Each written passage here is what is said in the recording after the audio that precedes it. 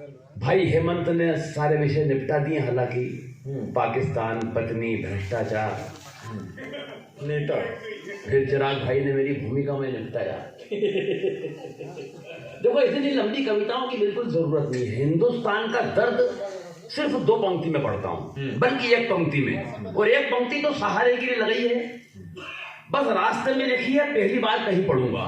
अगर आपने दस्तखत कर दिए तो पूरे देश में पढ़ूंगा। 1 पंक्ति सहारे के लिए लगाई है, लेकिन 1 पंक्ति में इस भारत माता का दर्द आजादी से लेके आज तक का क्या है, स्वागत, हमारी दिक्कत क्या है, हमारी तकलीफ क्या है, हमारी परेशानी क्या है। मुल्क एक था, सभी जानते, अलग ये किसने धड़ा कर दिया। क्या कहने। ये सहारे की पंक्ति है, 1 पंक्ति में व्यंग करता हूं, पीछे तक के लोगों मुझे जागृत कर देना तो शायद कुछ सुना के जा सकूं। मुल्क एक था, सभी जानते, अलग ये किसने धड़ा कर दिया।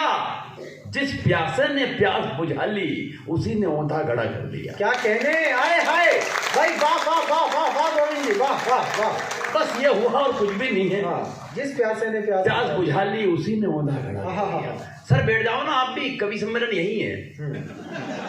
उनकी प्यास बुझ गई है, वो औंधा धड़ा करके बहुत देर तक मालूम नहीं पड़ता कि गाया तो ये काम आएगा। मैंने कहा बनवारी लाल जी दोनों गुम हो गए, तो बोले तो अपने पास ही पास रखा हुआ है।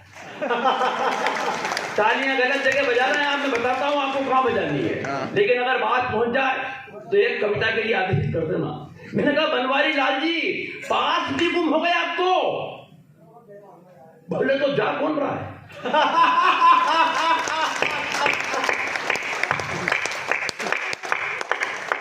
इसे कहते हैं कदम फूंक के रखना, कदम फूंक के रखना। मुझसे अभी मेरा भाई पूछ रहा था, छोटा यार पत्नी इज्जत नहीं करती। ओहो, हालांकि मेरे को ये सवाल पूछ के इसने जो इज्जत मेरे को बख्शी है,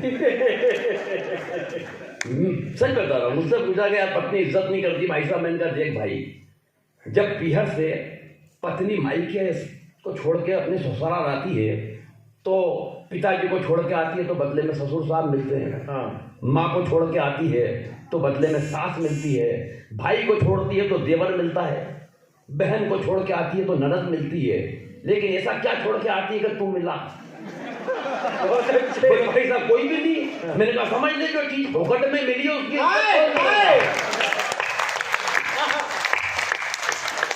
बहुत अच्छे गोविंद जी, सही बता रहा हूँ। लेकिन एक कविता ने मेरे भाई ने जन्म दिलवाया। मेरे से पूछा भाई साहब व्यंग आता कहाँ से है। मैंने कहा भाई हमारे जो आसपास बिखरा हुआ है यही व्यंग है। पिछले दिनों आपने खबर टीवी न्यूज चैनल पे सुनी होगी कि हरियाणा के एक शहर में एक भैंसा 7 करोड़ रुपए में बिका। मेरे ख्याल से सभी बुद्धिजीवी लोग बैठे हुए हैं। भैंसा 7 करोड़ में बिका, इस बात की कोई तकलीफ नहीं है। व्यंग वहां जन्म लेता है जब जानवरों की कीमत इंसानों से भी क्या हो जाती है। वाह वाह वाह। बस ये व्यंग की धुरी है, समझिएगा। कि सुबह सुबह अखबार में गजब का समाचार दिखा। खबर थी हरियाणा के एक शहर में एक भैंसा 7 करोड़ रुपए में बिका।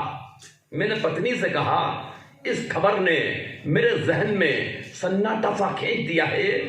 यूं लगता है स्वयं यमराज ने अपना भैंसा भेज दिया है।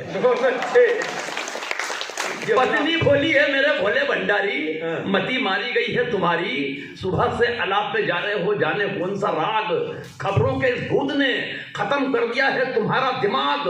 मगर खबरों का ये भूत इस सच के आगे ज्यादा देर नहीं टिकेगा। अरे जिस मुल्क में सीएम यमराज 2 कौड़ी में बिक जाते हो, वहां उनका भैंसा 7 करोड़ में कैसे बिकेगा। फिर भी अगर ऐसा हुआ है तो मैं यही कहूंगी कि ऐसे हालात ही मुल्क को बीमार बना देते हैं। और भैंसा 7 करोड़ में बिक भी गया तो हैरत कैसी मेरे हुजूर, ये वो मुल्क है जहां गधे भी करोड़ों में बिक के सरकार बना देते हैं। क्या कहने।